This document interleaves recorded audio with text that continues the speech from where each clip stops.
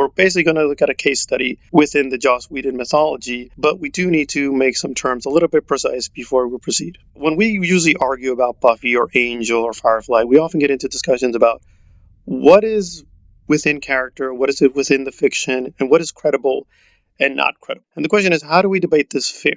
And I'm going to try to go through this case study to show what would make sense in making these kinds of arguments. So we're going to make several assumptions within this. I'm not going to go through all the assumptions fully. I'll do separate things for that.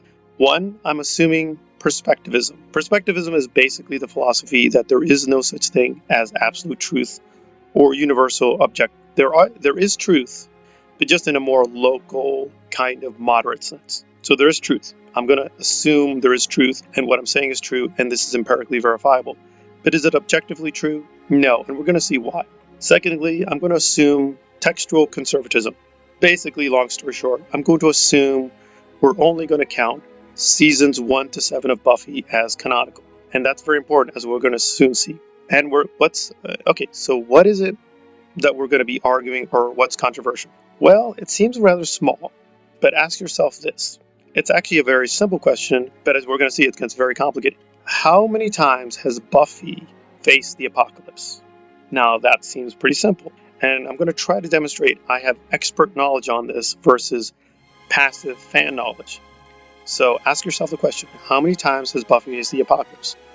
And we define the apocalypse as her facing a global threat against humanity. So it can't just be a local monster, it can't be a small threat, it can't just be vampires. It has to be something much larger than that. So defining the apocalypse that way, how many times has she faced the apocalypse? I think most fans would probably say 7, right? Because there are 7 seasons. She always faces a big bad, so the number is 7. That's probably a very popular answer, and it's wrong. That is clearly not the number of times. All right, Mr. Expert Man, Super Whedon expert, Super Whedon specialist, what is the number? Well, remember what I said about perspectivism, and now that's going to come back to haunt us. Just sticking to the television series, there are 9 cases. And you think to yourself, okay, how do you get the number? Well, people forget this, but one of the cases is the Zep. Technically speaking, the apocalypse happens during the Zep. So, there you go. That's 1 case. So we have 7 seasons plus the Zeppo, that's 8. Okay, how do we get to 9? Well, if you remember correctly, in season 4, there is another apocalypse. It's in an episode called Doom. So that's another case of the apocalypse. Basically, these demons try to sacrifice themselves to create the apocalypse. But it's a very cute episode. Again, we're not saying anything about the quality episodes. We're not saying they're good episodes. We're not saying they're logical. We're not even saying they're cohesive or make any sense.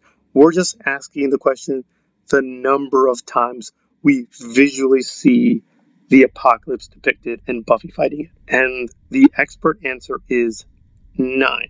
But now let's play devil's advocate, because some people actually say it's 10.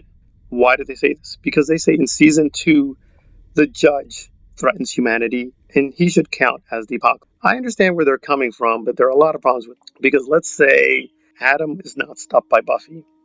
Given how powerful Adam is, he does constitute a global threat, because he's going to turn everybody into a hybrid demon, cyborg, human thing. And he says he's going to do this for all humanity. So all humanity will be wiped out and mutated. But the judge, given the judge's weakness, like you just have to destroy it with a kind of robotic weapon, right? To use a missile. So even if Buffy wouldn't be able to stop him, all the military has to do is just use 1 rocket launcher. He is technically a threat, but not an apocalypse. At least to me, he doesn't really count. So you think, okay, fine. But now, you said earlier, there's no such thing as objective reality or objective truth. So how can you both assert to be an expert and say the number 9? Well, now it's going to get complicated, and you're going to see why we mean there can be no objective truth. Because we noted earlier, we're going to say all seasons of Buffy are canonical. So that includes season 6. And what happens in season 6? Well, we have an episode called Normal Again. And this is a problem. If Normal Again is canonical, let's ask the question again. How many times did Buffy face the apocalypse? And the answer would be 0. Because if Normal Again is canonical, then Buffy was never a superhero. In that episode, we posit that all the Buffy episodes were delusions except that one. In other words, Buffy was never a real superhero. She just dreamed she was a superhero. So she never really faced the apocalypse in real life. She's just a normal girl who had delusions. Again, that's if normal again is canonical. But as we said, it is canonical. In fact, it has to be canonical because we're counting it as a part of the apocalypses, right? Because she faces Dark Willow in season 6. So we're left with a paradox. So ironically, the real answer is how many apocalypses? From an expert angle, the answer is 0 and 9. And you're like, well, wait, that's not possible. It can't be literally both 0 and 9.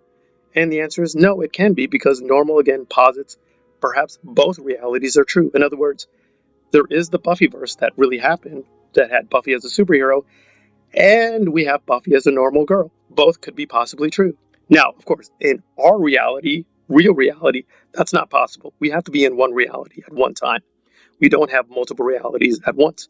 But within the Buffyverse, we have an episode where technically we have 2 ongoing universes.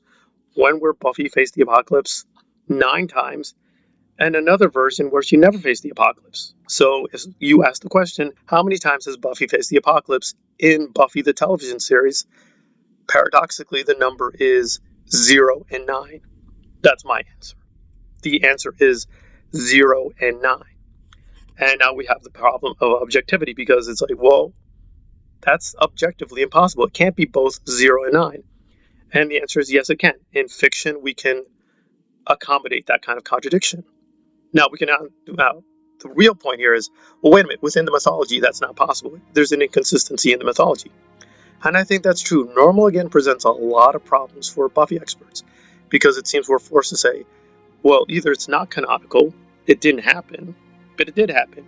They did air the episode. And for all we know, it is a normal Buffy episode. But what it contains in the episode doesn't make any sense. If we're counting all the episodes as canonical, normal again says 0 apocalypses happen. So we're kind of stuck. But that would be the expert answer. Crazy as it sounds, Buffy has both never faced the apocalypse and faced it 9 times.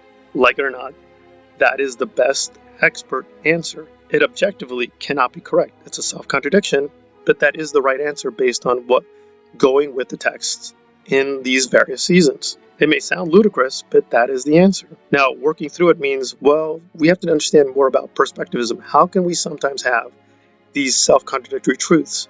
And the answer is, depending on the version of perspectivism, there's no problem. But we'd have to say more about perspectivism. But just from a Buffy angle, as weird as it sounds, that's the answer. Buffy has faced the apocalypse during her time on television both 0 times and 9 times. So now when we get to other arguments within the Buffyverse, we're always going to refer to the texts.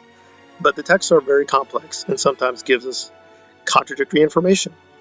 So unless we're going to overrule the text and say, okay, this contradiction doesn't make any sense, we're going to rewrite the episode, we have to deal with the contradictory information as best we can, even if it doesn't make any sense.